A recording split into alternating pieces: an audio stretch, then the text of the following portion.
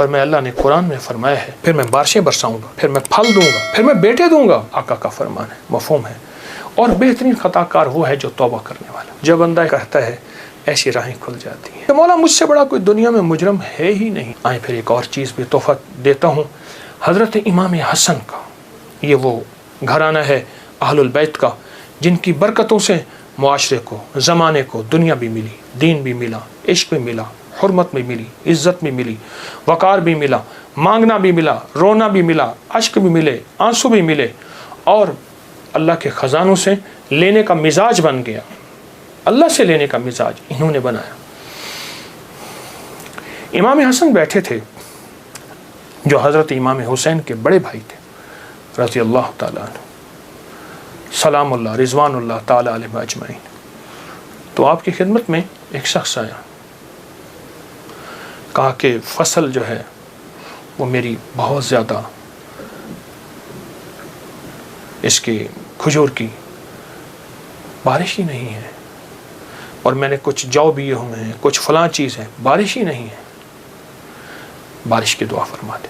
پھر میں دعا کرتا ہوں تو ایسا کر، سارا دن استغفر اللہ پڑھا کر، استغفر اللہ استغفر اللہ استغفر اللہ استغفر اللہ۔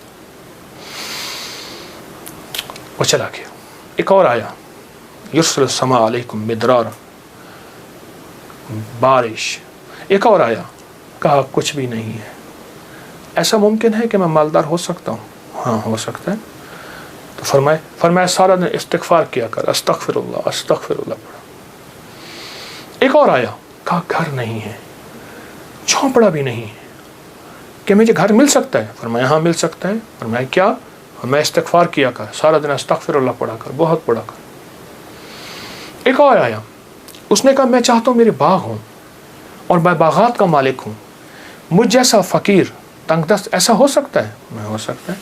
میں کیا؟ میں استغفار کیا کر۔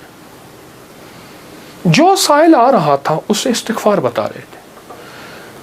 جب سارے سائل چلے گئے تو غلام نے پوچھا آقا آج آپ نے ہر بندے کو استغفار ہی بتایا ہے، کیا وجہ ہے؟ اور میں اللہ نے قرآن میں فرمایا ہے کہ جب تم استغفار کو لازم پکڑو گے، جب استغفار کو لازم پکڑو گے، پھر میں بارشیں برساؤں گا، پھر میں پھل دوں گا، پھر میں بیٹے دوں گا۔ اس میں ایک سائل وہ بھی آیا تھا جس کی اولاد نہیں تھی، اسے بھی فرمایا استغفار کر، اور اس نے میاں بیوی نے خوب استغفار کیا اور اپنے بیٹے عطا فرمائے۔ مدرارا بے اموال و بنی، انہارا، بیٹے، نہریں، نعمتیں، میوے، رزق، استغفار۔ اچھا استغفار سے مراد کیا ہے؟ استغفار، میں کسی ملک کے ایئرپورٹ پہ جا رہا تھا تو ایک صاحب نا 4 ویل والا وہ بڑا سا وہ تھا بریف کیس، اس کے ہینڈل سے اس کو چلائے جا رہے تھے ایسے تیزی سے، تو ایک دم فلائٹیں نکل رہی تھیں، راستہ تھا، تو ایکسکیوز می ایسے کرتے نہیں، یوں نکل رہے تھے، تو مجھے استغفار یاد آیا، اور ایکسکیوز می کہتے تھے نا، لوگ راستہ دے دیتے تھے۔ اچھا، جب بندہ استغفار کرتا ہے ایسی راہیں کھل جاتی ہیں، ایسے راستے کھل جاتے ہیں، ایسی منزلیں آسان ہو جاتی ہیں۔ کیوں؟ فرمایا تم سارے کے سارے خطا کار ہو، آقا کا فرمان ہے، مفہوم ہے، اور بہترین خطا کار وہ ہے جو توبہ کرنے والا۔ استغفار کے معنی یہ ہے کہ اللہ میں اعتراف جرم کرتا ہوں، اعتراف جرم کرتا ہوں۔ ہمارے یہاں ایک گھر کے قریب نا ایک دوسری گلی میں آرا مشین تھی، یہ لکڑیاں کاٹنے کی، تو اس کا ایک ٹریکٹر ڈرائیور تھا، پرانا روسی ٹریکٹر تھا جو بڑے بڑے تنے اٹھاتا تھا اس کے درختوں کے۔ تو ڈرائیور جو تھا وہ ہمیشہ جو ہے وہ گاڑی اپنا ٹریکٹر درمیان میں چلاتا تھا، کبھی دائیں بائیں اتارتا نہیں تھا، پھر لڑائیاں بھی ہو جاتی تھیں، جھگڑے بھی ہو جاتے تھے، مار کٹائیاں بھی ہو جاتی تھیں۔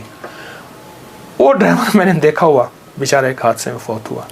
اچھا اس کے مزاج میں ایک عجیب بات تھی، وہ نا جاتے ہی لڑائی کر لیتا تھا، جھگڑے کر لیتا تھا، کبھی ٹریکٹر کا ویل نیچے نہیں اتارتا تھا۔ جھگڑا کرنے کے بعد، سارا کچھ کرنے کے بعد وہاں پہنچتے اپنی قمیض اتارتا تھا، پولیس والوں کو کہتا تھا، تھانے والوں کو، یا جہاں کہیں اس کو لے جاتے تھے انصاف کے لیے یا جھگڑے کو ختم کرنے کے لیے، کہتا مجھے مارے، میں مجرم ہوں۔ وہ کہتے بات کیا ہے؟ کہتے مارے میں مجرم ہوں۔ اب وہ کیسے مارے؟ بات تو سنیں۔ اچھا वो बात थी ऐसी कि उसको मार पड़नी थी। जब वो कहता था मुझे मारे तो मार पड़ती ही नहीं थी। क्यों? उसने आते इतराफ़ जुर्म किया। जो इस्तिग़फ़ार करता है वो सारा दिन जुर्म का एतराफ़ करता है। मौला मेरी तन्हाइयाँ भी दागदार हैं, मेरी आँखें, मेरा दिल, मेरे जज्बे, मौला मेरे दिन रात सारे दागदार हैं। मुझे अपनी पस्ती पे शर्म है, मुझे अपनी पस्ती पे शर्म है। तेरी वुसअतों का ख्याल है, पर अपने दिल को मैं क्या करूं, इसे फिर भी शौक़ विसाल है। याद में तेरी सबको भुला दूं, कोई ना मुझको याद रहे। कुछ तुझ पे सब घर बार लुटा दूं, खाना दिल आबाद रहे। नज़र से अपनी सबको गिरा दूं, फ़कत तुझसे फरियाद रहे। यार रहे यार अब तो मेरा, और मैं तेरा यार रहूं। हर वक्त ज़िक्र व फ़िक्र में तेरे मस्त रहूं, सरशार रहूं। होश रहे ना मुझको किसी का, मगर मैं तेरा होशियार रहूं। हाँ, ये इस्तिग़फ़ार है कि मौला मुझसे बड़ा कोई दुनिया में मुजरम है ही नहीं। मैंने अपने जुर्म का 100% एतराफ़ भी करता हूँ, मुझसे बड़ा कोई मुजरिम नहीं। जब बंदा इस जज्बे पे आता है, फिर अल्लाह के ख़जानों से उसके लिए हैरत अंगेज़ बरकत, रहमत, रिज़्क़, इज़्ज़त, वुसअत, अता, शफ़क़त और रहमत के दरवाज़े खुलते हैं। तो ये शुहदा की यादें हमें मांगना भी देती हैं, मांगना भी सिखाती हैं, अल्लाह के ख़जानों से लेना भी सिखाती हैं। और ये शुहदा की यादें हमें बहुत एक रास्ते और मंजिल देती हैं। आएँ हर साल 9-10 मुहर्रम नहीं, अपना पूरा दिन, अपनी पूरी रातें, अपना सारा साल 9-10 मुहर्रम बनाना है और आशूरा का दिन बनाना है। वो क्या?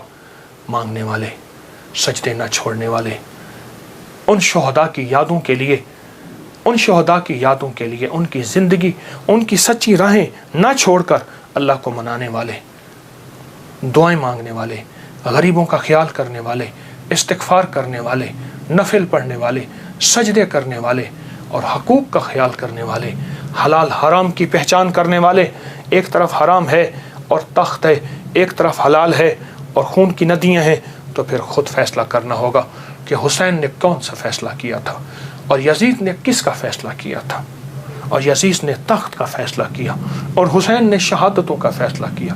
उनके फ़ैसले गलत नहीं थे, वो फ़ैसलों में सच्चे थे। वो हमें एक ज़िंदगी देकर गए हैं, मुझे भी आपको भी, मुझे भी आपको भी उस ज़िंदगी को सोचना है और उस ज़िंदगी को सोच के आइंदा के लिए अपना लाएअमल काम कायम करना है।